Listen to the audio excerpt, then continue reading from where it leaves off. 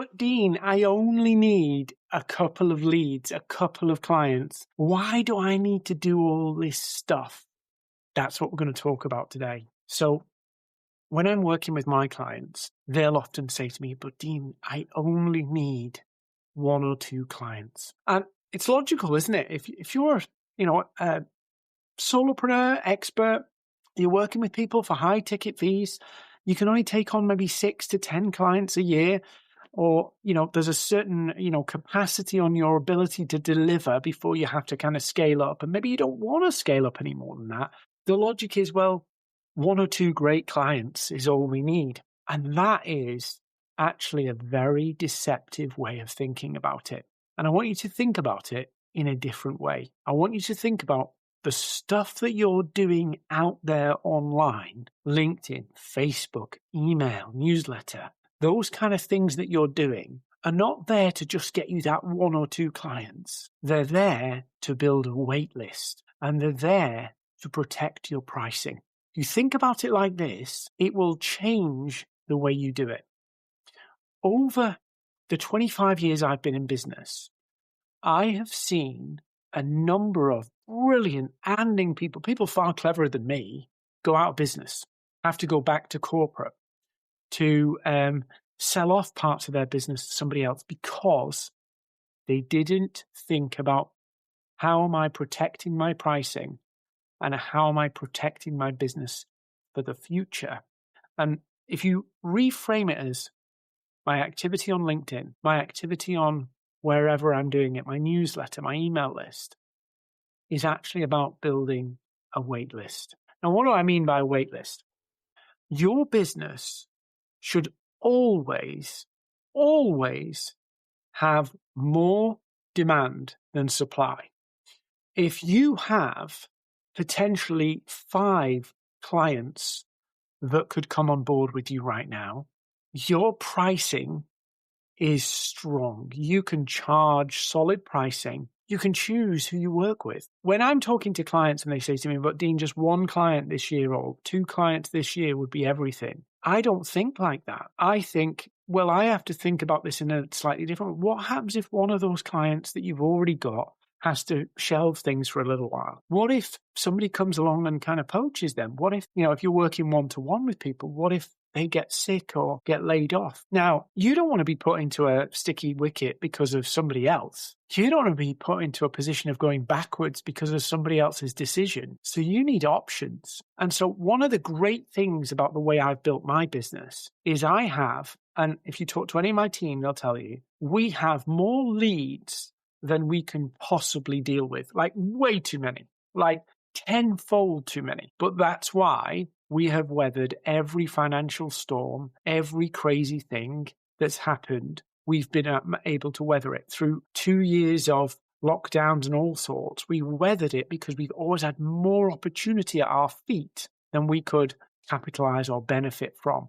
And you need to do the same. Maybe not to the same extent. I've got 20 odd people in my team. And back then, before AI, it was like 50 odd. But you need to have that wait list because it's going to give you options. It's going to allow you to charge more. It's going to allow you to be actually in control. Because look at it. If you look at Rolex watches, if you walk into a Rolex shop today and try and buy a watch, you can't. There's no chance. They might let you buy a little puny one, but the ones that everybody wants, you can't buy. There is a wait list. Now, I'm not meaning like you have to build a physical wait list. What I'm meaning is that you need to build the infrastructure around you that creates more demand than you need. Now, a lot of people will go, I agree with you, Dean. Absolutely. I'm already doing a lot of stuff. No. Not a lot of stuff. Stuff that drives demand. Stuff that makes and positions you as the best person to work with. Stuff that positions you at the top of the market. The people want to pay more for. That's positioning. That's having a solid proposition, but it's also what I call pre-selling you. So lots of people know about how valuable your work is. Lots of people know all of the stuff about how you work. So you eliminate a lot of time wasters. but you have people see that you're serious about what you do. So your proposition has to be set up to help you create that kind of wait list, that demand, excess demand, that pre-selling what you're doing day to day on social media and in your email list needs to set that thing up as well. So it's actually creating that desire and that trust. So a lot of the stuff, the heavy lifting of sales is done. And then when we get to pipeline, you've got a flow of leads, a flow of conversations that mean, in essence, think about it like this. When the pandemic fired up, and as it was kind of easing down, we had this weird scenario where there was more jobs than people, and about 500,000 people disappeared from the workforce. And we had huge, crazy things happening where people were just hiring people like crazy. And it was very difficult to actually get somebody hired and keep them because somebody was constantly offering them more money. You want to be in a position whereby the market is working at you've built a bubble, an ecosystem around you where, in essence, you have more offers coming at you, more opportunity coming at you, exactly like those people where they were being offered job after job after job and more money. Because when you're in that level of demand, you can pick who you work with, you can pick the price at which you work with them at, and it just gives you more control. But most people don't think this is possible. And that's because they've been busy on social media, but they've not been doing the right things in the right order to get there. And so they felt like they're banging their heads against the brick wall. I don't have, by most people's standards, I have a big audience. But in the internet world, I don't have a big audience. But most of my competitors have a smaller business than me because I can create more demand. I know how to create demand for what I do. And you need to be able to create that demand. Use your social channels, use your content to create that demand so you have more opportunity at your feet than you could possibly deliver. And that protects you from recession. That protects you from something going wrong with an existing client. That protects you from a client coming along and they want to pay less. And you then have to kind of, because of, needs must, take it on. It protects you from, having to deal with a client that's a pain in the ass because you can just say, there's your money back. I don't think this is a fit. See you later. I've done that with a couple of clients where when I had the first calls with them, they were really serious about their business. But then I realized as we got into doing the work, their emotions were ruling them. And so if they had a bad day, they wouldn't do the work. And if they had a good day, they would do the work. And they would do the work they liked and not do the work that they didn't like. And that's just not a grown-up way to build a business. If your emotions run your business, if your emotions control how you feel about your business, you need to get a job. And so I just went, we can't work like this. We can't have a scenario where I'm investing my time, which is, somebody else would have. I'm going to invest my time in helping you, but you won't help yourself. You can't control yourself. There are times when I don't want to do things and I go, I have to do it because it's the nature of the beast. People who say, well, you can do what you love and you'll never work a day. Every business has uncomfortable things that you have to do every now and then. But if you don't do them, they get more uncomfortable. So having that control to be able to say, no, sorry, this isn't working the way I want, and move on. And also, when you've got that excess demand, more demand than you can supply, it gives you options of referring work to other people. It gives you options of creating other ways to serve them. So, something a bit more one-to-many.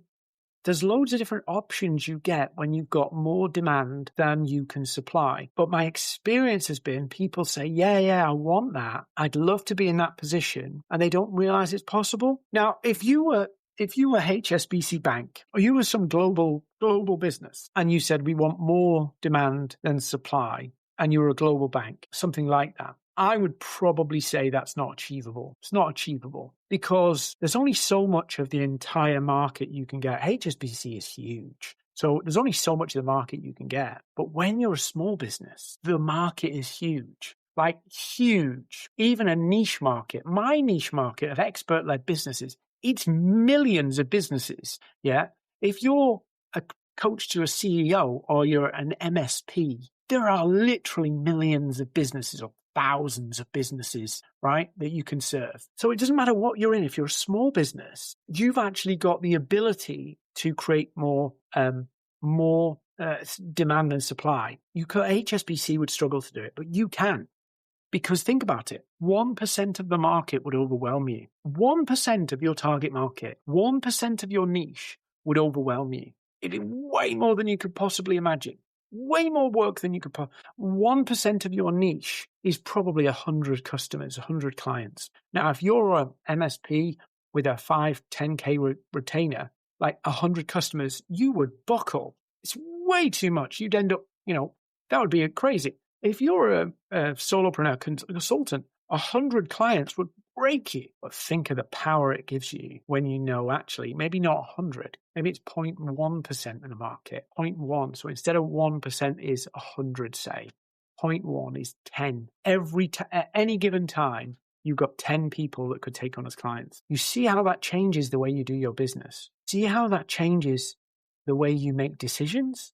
Because if you know there's 10, you can change the way you market and go, well, actually, on my inquiry form where people sign up and try and book a call with me, they've got to ask questions first. I've got to know a bit more about their business before I take a call because I don't want to waste my time. So whereas if you've got nothing, you'll take anything. See how it changes the way you do business. So this concept of building a waitlist doesn't have to be a physical, literal waitlist. But you have to create the infrastructure around you that will give you that kind of waitlist effect. Because when you've got that waitlist effect, you're in control. You have autonomy, you have agency, you can make better decisions, you can make better long-term decisions. And that comes by doing the right things in the right order online. Not chasing virality for virality's sake, but chasing engagement from the right people. Talking about the things that will drive that desire for people to want to work with you. And then you become like unstoppable. You've got so much at your feet. It's incredible. And I want this for you guys. I want you to experience this, but you have to do the deep work of really figuring out who do we really want? What do we really want? Yes, you can take a retainer for $2,000 a month, but do you really want it? Is the pragmatist in you going, well, I would take it right now? Or do you want the 10,000 retainer? You've got to really decide what you want and then build the infrastructure around it to get it. The systems that actually help you create that excess demand. Now, before I sign off, I want to also just say, what is this infrastructure? See, people think infrastructure and they think big mechanisms, funnels. They think all of these things. It's the systems that make selling easier. It's the systems that make creating that demand easier. If you don't have systems, you're making it up. If you don't have systems, it will suck the life out of you and it will take forever. What you need is a process and going, right, this is how we get leads. This is how we get them onto calls. This is how we propose our services. And this is how we convert them. And this is how we do it over and over and over again. And if you're doing that and doing it effectively, it won't take a lot of time. It should not take a lot of time. It should be simple and straightforward. And it won't feel icky. That's the good bit. It won't feel icky because you've built a system that you just rinse and repeat. And then that lead generation, that getting clients problem goes away. And now you've got long-term security about how your business works, functions, and your revenue is more predictable. And you can be way more picky about who you take on and what you do.